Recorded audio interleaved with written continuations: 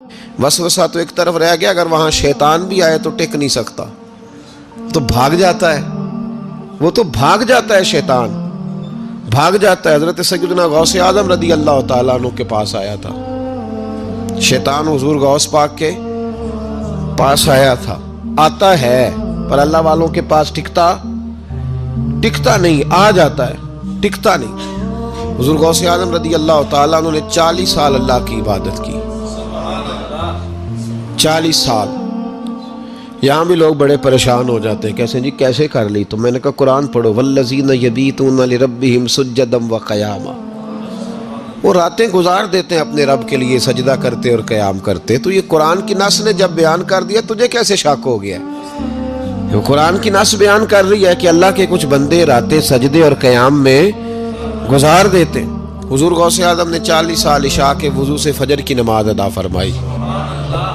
तो एक दिन आसमान पे ना एक छोटा सा बादल का टुकड़ा आया, माज़अल्लाह सुम्मा माज़अल्लाह। वो कहने लगा अब्दुल कादिर मैं तेरा रब हूँ। उसके अंदर से आवाज़ आई, मैं तेरा रब हूँ, तूने बड़ी इबादत कर ली, अब तू बेशक पढ़ बेशक ना पढ़। कई मलंगों को माफ़ नहीं हो गई माज़अल्लाह का बेशक पढ़ बेशक ना पढ़, आम इजाज़त है। तो हुज़ूर गौस आज़म रज़ी अल्लाह ताला अन्हु फरमाने लगे औज़ु बिल्लाहि मिनश शैतानिर रजीम। जब आपने ये पढ़ा तो वो सामने आके खड़ा हो गया, कहने लगा अब्दुल कादिर आपको कैसे पता चला कि मैं शैतान हूँ? तो आप फरमाने लगे पागल, मुझे कैसे पता न चलता? जिस रब ने अपने प्यारे हबीब अलैहिस्सलाम को नमाज माफ़ नहीं की, उसने अब्दुल कादिर को कैसे माफ़ कर दी? जब हुजूर के लिए ये हुक्म नहीं आया कि महबूब चाहे पढ़ो चाहे ना पढ़ो, वहाँ तो हुक्म आया कि महबूब तहज्जुद भी पढ़ो, व मिनल लैली फतहज्जद बिही नाफिलतल लक, नफ़ा देगी आपको तहज्जुद भी पढ़े। तो उनके लिए जब ये हुक्म नहीं तो मेरे लिए कैसे आ गया?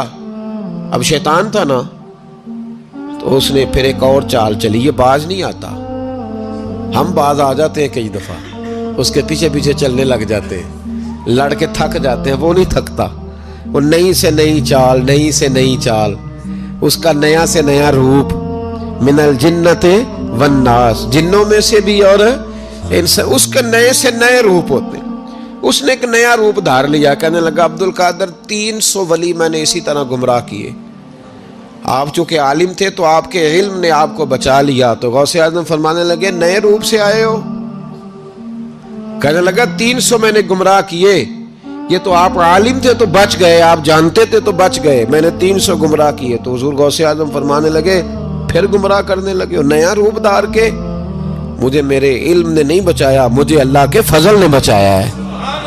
कई आलिम भी तो गुमराह हो जाते हैं ना, मुझे मेरे इल्म ने नहीं बचाया, मुझे मेरे अल्लाह के फजल ने बचाया है। मेरे भाई मेरे अजीज तरीकत के मुसाफिरों, याद रखो, समझ लो इस बात को कि वसवसा आता है।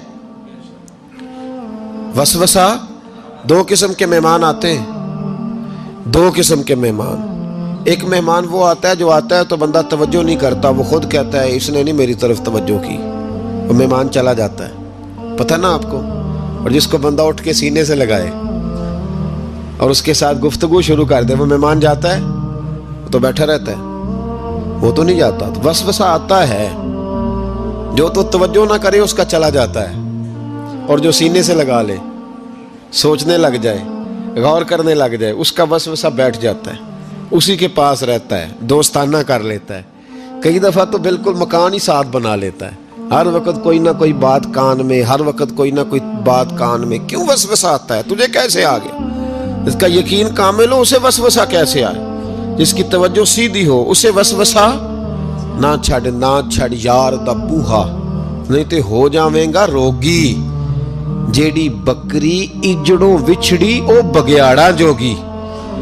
ये तो भाई तू अगर अंदर रहता, सोबत के अंदर रहता, छतरी के नीचे रहता, तो फिर वसवसा तुझे कैसे वसवसा किस तरह तेरे पास आया? वसवसा उसके पास आता है जो वसवसे की जानिब तवज्जो करता है। बहुत ज़्यादा लोगों को बदगुमानी होने लगी है, बहुत ज़्यादा वसवसे आने लगे हैं, बहुत ज़्यादा ख्याल होने लगा है, बहुत ज़्यादा तवज्जो होने लगी है। बड़ी लोगों का मेयार इस तरफ जाए, हर चौथा आदमी आके कहता है बुरे ख्यालात आते हैं। क्यों भाई बुरे ख्यालात आते हैं? कैसे आ गए?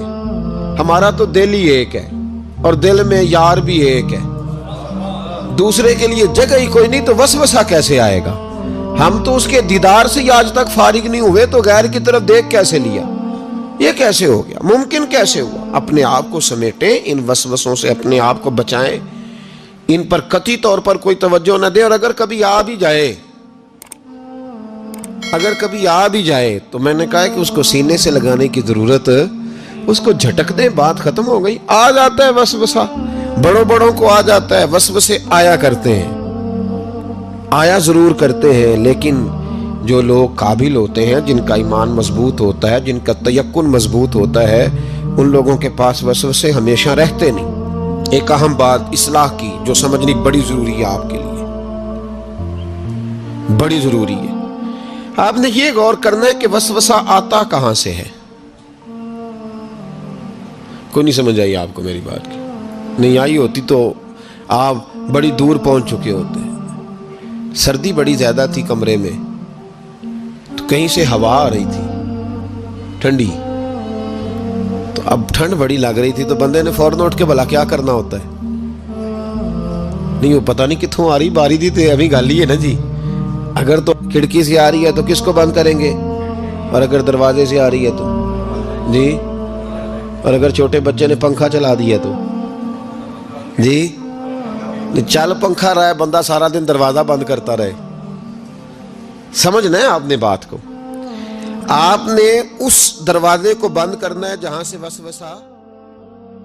غسان کے بادشاہ نے اسلام قبول کر لیا، اور اسلام قبول کرتے ہی وہ آئے حج کرنے۔ حج کے بعد فارغ ہوئے تو ایک نفلی طواف کر رہا تھا غسان کا بادشاہ، شاہ غسان۔ آج تو خانہ کعبہ میں بھی وی آئی پی پروٹوکول ملتا ہے، آج تو مسجد نبی میں بھی وی آئی پی پروٹوکول ہوتا ہے، یہاں آ کے بھی، یہاں بھی، اور دیکھتے صحیح تو کھڑا کہاں ہے؟ یہاں بھی پولیس والوں نے بازو پکڑے، سوچو تو صحیح، یہ حال کر دیا تم نے مذہب کا۔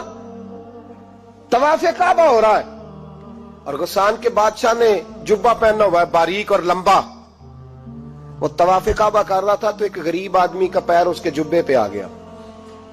جب پیر آیا تو اس نے پلٹ کے غریب کے منہ پہ تھپڑ مارا۔ جب تھپڑ مارا تو اس غریب نے سیدنا فاروق اعظم کی عدالت میں مقدمہ کر دیا، کہا بادشاہ نے تھپڑ مارا ہے۔ حضرت عمر فاروق رضی اللہ تعالیٰ عنہ نے بادشاہ کو بلایا، فرمایا تو نے اس غریب کو مارا ہے؟ کہا جناب اس نے پیر رکھا تھا۔ تو فرمایا پیر رکھا تھا تو کیا ہو گیا؟ تو نے کیوں لمبا جبہ پہنا تھا؟ تجھے سمٹ کے چلنا چاہیے تھا۔ کہا میرے لیے حکم کیا ہے؟ حضرت عمر کہنے لگے یہاں اسے رات میں راضی کر لے، ورنہ صبح اسی جگہ، اسی کونے میں، خانہ کعبہ کے سائے میں وہ غریب تیرے منہ پہ تھپڑ مارے گا اور تجھے تھپڑ کھانا پڑے گا۔ غریبوں سنو سنو، ساری رات وہ غسان کا بادشاہ غریب کی منت کرتا رہا تو راضی ہو جا۔ غریبوں تم سے شکوہ ہے، تم 2-4 لاکھ پہ راضی ہو جاتے ہو۔ غریبوں تم سے شکوہ ہے، تم انصاف ہونے نہیں دیتے۔ غریبوں تم تھوڑی تھوڑی بات پہ مطمئن ہو جاتے ہو، تھوڑی تھوڑی بات۔ جتنے غریب تن ہیں لباسوں سے دور دور، اتنی ہی چادریں میں مزاروں سے چھین لوں، اور جتنے غریب گھر ہیں اجالوں سے دور دور، اتنی ہی روشنی میں ستاروں سے چھین لوں۔ اتنی تو ہمتیں ہو میری کم سے کم بلند کہ شاہوں کے تاج فقط اشاروں سے چھین لوں۔ تمہاری زیادتی ہے، تم نے ظلم پروان چڑھایا ہے۔ جب تم چودھری کے کہنے پر، ایم این اے کے کہنے پہ راضی ہو جاتے ہو، تم انصاف ہونے نہیں دیتے۔ ڈٹنا سیکھو، کھڑے ہونا سیکھو۔ جب اسے کہا نا راضی ہو جا، تو وہ غریب کہنے لگا میں راضی ہو جاؤں اور کل تو کسی اور کو بھی تھپڑ مارے؟ فرمایا جتنی تیرے پاس دولت ہے لا کے قدموں میں رکھ۔ ہم دولتوں کی پرواہ اس لیے نہیں کرتے کہ ہم نے محمد عربی کا چہرہ دیکھا ہوا ہے، اب میری نگاہوں میں جچتا نہیں کوئی، اس لیے کہ جیسے میرے محبوب ہیں ویسا نہیں۔ تم اثر لینا چھوڑ دو، تم اثر بڑا لیتے ہو۔ ہاں تمہارے اوپر چیزیں اثر انداز ہوتی ہیں، اس لیے انصاف نہیں ہوتا۔ ڈٹنا سیکھو، کھڑے ہونا سیکھو۔ جو بھائی ڈٹ جاتا ہے نا وہ بڑے کمال کر جایا کرتا ہے۔ ساری رات مناتا رہا۔ حضرت عمر سے کہنے لگا وہ نہیں مانتا، تو جناب عمر کہنے لگے پھر تیاری کر لے، ہم بادشاہ نہیں دیکھیں گے، دولت نہیں دیکھیں گے، ہم رسول اللہ کا دین دیکھیں گے، ہم نبی پاک کا نظام دیکھیں گے۔ وہ بادشاہ رات کو دوڑ گیا، بھاگ گیا، جا کے عیسائی ہو گیا۔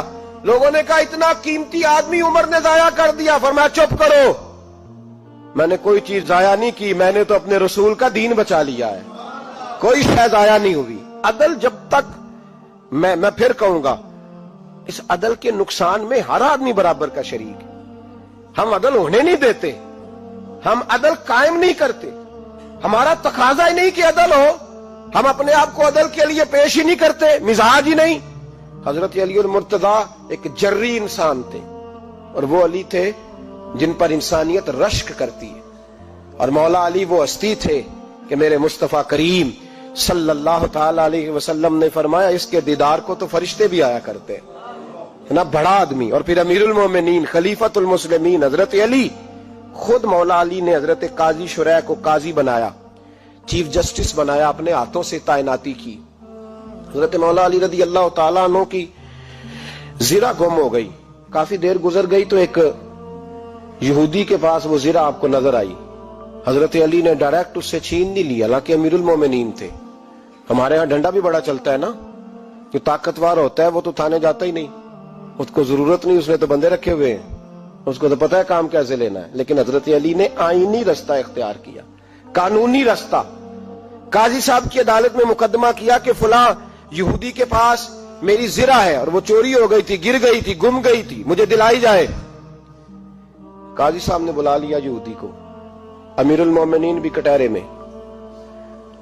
قاضی صاحب کہنے لگے اس سے کہ زرہ تیری ہے؟ اس نے کہا جی میرے پاس ہے تو میری ہے.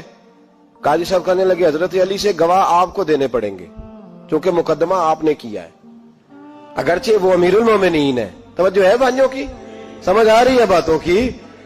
گواہ امیر المومنین آپ نے دینے ہیں, کیونکہ مقدمہ آپ نے دائر کیا ہے. تو حضرت علی کہنے لگے میرا بیٹا حسن گواہی دے گا کہ میری ہے, اور میرا غلام کمبر گواہی دے گا. قاضی صاحب کہنے لگے حضور ان کی گواہی درست تو ہے, پر میں نہیں تسلیم کرتا, اس لیے کہ بیٹے تو باپ کے حق میں بولا ہی کرتے ہیں, نوکر تو آقاؤں کے حق میں بولتے ہی ہیں, جائیں کوئی غیر جانبدار بندہ لے کے آئے جو گواہی دے. تو حضرت علی خاموش ہو گئے, کہنے لگے ابھی میرے پاس ایسا کوئی گواہ نہیں. قاضی صاحب کہنے لگے چلیں پھر آپ یہودی کو راضی کریں, آپ نے کیوں بلا وجہ گھسیٹا عدالت میں, راضی کریں, انصاف کا تقاضا ہے. تو حضرت علی قریب گئے, کہنے لگے بھیا ناراض نہ ہونا, زرہ تو میری ہے, ناراض نہ ہونا, میں نے غلط مقدمہ نہیں کیا. علیحدہ بات ہے کہ میرے پاس گواہ نہیں تو میں کوئی بے انصافی نہیں کر سکتا, تو میرے ساتھ چل تجھے کھجوروں کا حلوہ کھلاتا ہوں تاکہ تو راضی ہو جائے. وہ یہودی کہنے لگا میں نے قاضی صاحب کا انصاف دیکھا اور جناب علی کا انصاف کے لیے کھڑا ہونے دیکھا تو میں مولا علی کے قدموں میں بیٹھ گیا. میں نے کہا علی جب تیری یہ شان ہے تو محمد عربی کا کیا مقام ہوگا. میں نے کلمہ پڑھنا شروع کر دیا. دیکھیں نا تقاضا پورا کیا ہے حضرت علی نے. تو وہ کہنے لگا علی تیرے انصاف کے رنگ نے نا, جملہ یاد رکھنا, کہنے لگا یہودی علی تیرے انصاف کے اس رنگ نے میرے دل سے کفر کی میل دور کر دی, تیرے عدل نے میرا کفر توڑ دیا, کفر. لیکن شرط, لیکن نا غریب آدمی ابو ایوب انصاری, ماڑے بندے, اب تو پیر اور مولوی بھی گنجائش نہیں نہ دیتا کسی کو بولنے کی, تو سیاست دان تو اللہ کی پناہ, وہ تو پتہ نہیں کس طرح سوتے ہیں رات کو, اللہ ہی جانتا ہے, پتہ نہیں کس طرح اپنے آپ کو مطمئن کر کے وہ زندگیاں گزار رہے ہیں, خدا ہی بہتر جانتا ہے. حضرت عمر فاروق جیسا دلیر اور جرری آدمی جمعہ پڑھانے مسجد میں داخل ہوئے تو جناب ابو ایوب انصاری دروازے پہ کھڑے ہو گئے, کہنے لگے عمر تیرے نوکر نہیں, ٹائم پہ آیا کر, بڑی دیر سے کھڑے ہیں. کیوں دیر سے آیا ہے؟ بڑے جلالی تھے نا حضرت عمر, لیکن وہ جلالی اس وقت تھے جب کوئی ظلم کرتا تھا, اور ذات کے لیے جلالی نہیں تھے. کب وقت پہ آیا کر, کو ملازم نہیں تیرے. تو سیدنا فاروق اعظم منبر پہ چڑھے اور فرمانے لگے اللہ ابو ایوب انصاری کا بھلا کرے, جب تک اس طرح کے لوگ موجود ہیں کوئی بادشاہ بگڑے گا نہیں, اللہ اس کا بھلا کرے, اس نے میری توجہ صحیح. اور پھر عمر رو پڑے, رو کے فرمانے لگے مسلمانوں معاف کر دو, غلطی کوئی نہیں, میرے پاس کرتا ایک ہی ہے, اور عبداللہ کی ماں نے وہ دھو کے خشک ہونے کو ڈال دیا تھا, غریب ہوں, کرتا دوسرا کوئی نہیں, تو وہ ذرا نا خشک ہونے میں آ کے دیکھ لو ابھی بھی گیلا ہے, مجھے معاف کر دو, میری غلطی نہیں ہے. صحابہ درد کے ساتھ رونے لگے اور کہنے لگے اللہ اس طرح کے حکمران ہمیشہ عطا کرتا رہے. میرے بھائی تو انصاف کا رنگ تو دیکھ, ان تقاضوں کو سمجھنا. یہاں کسی کی جرت ہے بول سکے, طاقت ہے کسی کی, لیکن انہوں نے اپنے آپ کو پیش کیا सामने पेश किया अपने आप, लोगों के सामने। 2 माले गनीमत की चादरें बांट रही हैं, सबको एक एक मिली है। फारूक आजम जुमा पढ़ाने आए तो उसी चादर का कुर्ता, उसी की तामत। लोग खड़े हो गए, उमर बता तूने 2 क्यों ली? ये इंसाफ है? ये अदल है? क्यों ली 2?